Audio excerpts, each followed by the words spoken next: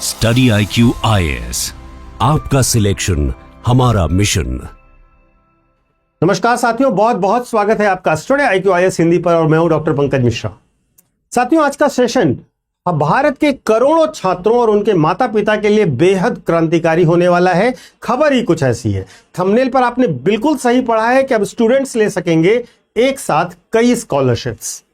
जी हां, भारत सरकार ने एक बहुत पुरानी और सड़ी गली व्यवस्था को उखाड़ फेंकने का फैसला किया है। अब तक हमारे देश में एक अजीब सा विरोधाभास था, एक बहुत बड़ा कंट्राडिक्शन था। मान लीजिए एक बच्चा है जो पढ़ने में एकदम अव्वल है, टॉपर है, यानी कि वो मेरिट लिस्ट में आता है, लेकिन साथ ही वह बेहद गरीब परिवार से भी आता है, या फिर SC ST OBC या अन्य किसी वंचित सामाजिक वर्ग से संबंध रखता है, यानी कि उसे वेलफेयर की भी, आर्थिक और सामाजिक सहायता की भी जरूरत है। अब तक क्या होता था साथियों कि हमारी सरकारी व्यवस्था उस मासूम बच्चे से कहती थी कि भाई तुमने अपनी बुद्धि का इस्तेमाल करके मेरिट स्कॉलरशिप ले ली है, तो अब फिर या तो तुम मेरिट स्कॉलरशिप ले लो या फिर गरीबी और सामाजिक स्थिति दिखाकर वेलफेयर स्कॉलरशिप्स ले लो। दोनों हाथों में लड्डू नहीं मिलेंगे। अरे साहब, एक बात बताइए कि अगर किसी छात्र की जरूरतें एक से ज्यादा हैं तो सरकार की तरफ से उसकी सहायता सिर्फ एक क्यों होनी चाहिए? इसी सवाल का जवाब ढूंढते हुए भारत सरकार ने एकेडमिक ईयर 26-27 से नेशनल स्कॉलरशिप पोर्टल के नियमों को पूरी तरह से बदल दिया है और आज हम इस पर बहुत डिटेल में चर्चा करने वाले हैं, तो अंत तक बने रहिएगा। अब कई लोग सोशल मीडिया की हेडलाइन देखकर उछल रहे होंगे कि अरे वाह, अब तो 5-10 स्कॉलरशिप का पैसा एक साथ उठाएंगे, बिल्कुल मौज आ गई। रुकिए जरा, समझिएगा, इसको पूरी बात समझिए, क्योंकि आधी अधूरी जानकारी हमेशा खतरनाक होती है।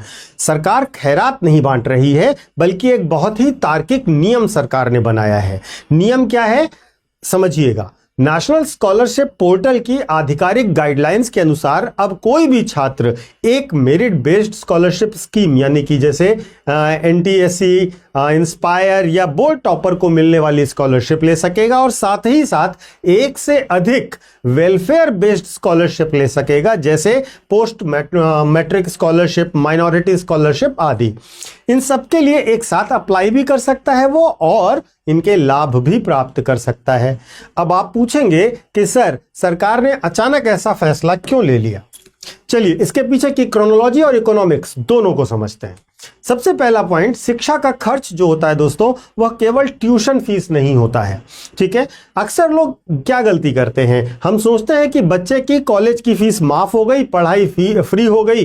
अरे साहब, आज के दौर में एक गरीब बच्चे के लिए हायर एजुकेशन का मतलब केवल कॉलेज की फीस नहीं होता, इसके अलावा भी हजार खर्चे हैं, जैसे कि बुक्स का खर्चा, एग्जाम के फॉर्म्स, हॉस्टल और मेस का खर्चा, लैपटॉप और इंटरनेट, कोचिंग और ट्रेवल का खर्चा। अब ये सब खर्चे जुड़िए तो देखिएगा, आज के बच्चे बिना लैपटॉप और इंटरनेट के पढ़ाई कर सकते हैं क्या? बिल्कुल नहीं कर सकते। कॉम्पिटिटिव एग्जाम के लिए कोचिंग करना, ट्यूशन की फीस भरना, एक स्कॉलरशिप से इनमें से किसी एक खर्च को संभाला जा सकता है। बाकी खर्चों के लिए बच्चा पढ़ाई छोड़ देता था। अब इसे दुनिया भर में लेयर्ड सपोर्ट कहा जाता है, जो अब भारत में भी लागू होने जा रहा है दोस्तों। तो हमारे देश में सालों से एक खोखली बहस चलती रही। बहस क्या थी? योग्यता बनाम सामाजिक न्याय की। लेकिन मैं आपसे पूछता हूं कि क्या एक गरीब बच्चा मेधावी नहीं हो सकता? क्या एक SC ST या OBC वर्ग का आने वाला बच्चा देश का टॉपर नहीं हो सकता? और अगर वो टॉपर है तो क्या उसे आर्थिक मदद की जरूरत नहीं रहेगी? ये फैसला इस बात की बानगी है कि नीतिगत स्तर पर अब यह मान लिया गया है कि मेरिट और डिसएडवांटेज एक ही छात्र के जीवन में एक साथ पाए जा सकते हैं दोस्तों। साथियों, नया नियम पोर्टल पर लाइव हो चुका है और यहां पर आपको कुछ टेक्निकल बातें लेकिन समझनी होंगी, नहीं तो फॉर्म रिजेक्ट हो जाएगा। इस आज की डेट में इस पूरी व्यवस्था को एक डिजिटल गवर्नेंस के प्लेटफॉर्म पर शिफ्ट कर दिया गया है। इसके 4 स्तंभ हैं। सबसे पहले OTR पंजीकरण आपको कराना होगा, वन टाइम रजिस्ट्रेशन कराना होगा, आपको एक बार पंजीकृत करा लेना है। उसके बाद आधार लिंक्ड आपको ऑथेंटिकेशन कराना पड़ेगा और संस्थान का सत्यापन कराना पड़ेगा। आपका कॉलेज ऑनलाइन आपके डेटा को वेरीफाई करेगा। उसके बाद डायरेक्ट बेनिफिट ट्रांसफर होगा, यानी बीच में कोई दलाल नहीं होगा, सीधा पैसा आपके अकाउंट में आएगा।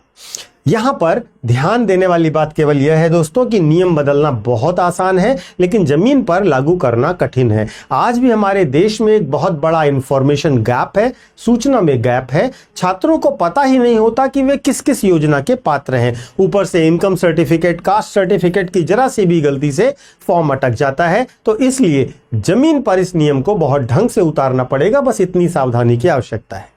तो साथियों, अंत में पूरे मामले के इकोनॉमिक एंगल पर भी बात कर लेते हैं। साथियों, बहुत सारे लोगों की छाती फटने लगती है जब और वो कहते हैं कि सरकार तो मुफ्त में रेवड़ियां बांट रही है, बजट खराब कर रही है। मैं कहता हूं कि यह लोक कल्याणकारी खर्च नहीं है दोस्तों, यह ह्यूमन कैपिटल इन्वेस्टमेंट है। यह मुफ्त की रेवड़ी नहीं है, यह मानव संसाधन में किया जा रहा निवेश है। सोचिए, एक मेधावी छात्र सिर्फ पैसों की कमी के कारण अगर कॉलेज छोड़ देता है तो क्या नुकसान सिर्फ एक परिवार का होता है? नहीं, देश एक संभावित डॉक्टर, इंजीनियर, साइंटिस्ट, रिसर्चर या एंटरप्रेन्योर को खो देता है। इकोनॉमिक्स की भाषा में इसे ह्यूमन कैपिटल लॉस कहा जाता है। दोस्तों, भारत इस समय दुनिया की सबसे युवा आबादी में से एक है। हमारे पास डेमोग्राफिक डिविडेंड है, लेकिन यह डिविडेंड तब तक किसी काम का नहीं होगा जब तक इसे सही शिक्षा, सही स्किल और अवसर न मिले। अगर एक स्कॉलरशिप कम पड़ने पर बच्चे का भविष्य अंधकार में जाता है तो यह सिस्टम का फेल्योर होगा दोस्तों, और यहां पर सिस्टम ने अपने एंड से बहुत बेहतरीन काम किया है। तो साथियों, इस पूरे ऐतिहासिक बदलाव की सफलता 3 पिलर्स पर टिकी हुई है। पहला है अवेयरनेस, यानी कि जागरूकता। क्या सही समय पर छात्रों को यह पता चल जाएगा, और इसलिए मैं आपसे कहूंगा कि आपकी जानकारी में जितने भी छात्र हैं उनको यह वीडियो तुरंत शेयर कर दीजिए। दूसरा, सिंप्लीफिकेशन, क्या वेरिफिकेशन का प्रोसेस आसान होगा। और तीसरा है कोई फ्रॉड ना हो, यानी कि सही छात्र तक पूरा पैसा पहुंचे।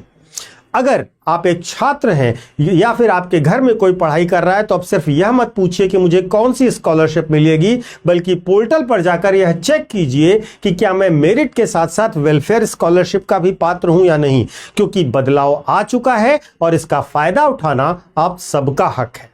इस विषय पर आप क्या क्या सोचना है? क्या सरकार का यह कदम वाकई गेम चेंजर साबित होगा? कमेंट बॉक्स में अपनी राय अवश्य लिखिएगा। वीडियो पसंद आई हो तो अपने दोस्तों के साथ शेयर भी कीजिएगा। चैनल पर नए हैं तो सब्सक्राइब भी कर लीजिएगा। अगर आप यूपीएससी की तैयारी करना चाहते हैं तो आपके लिए 2027, 2028 या 2029 के लिए हमारे बैचेस शुरू हो रहे हैं, और हमारे नए बैचेस में आपको मिलेगा पूरा का पूरा बैच स्मार्ट मॉडल के बेस पर।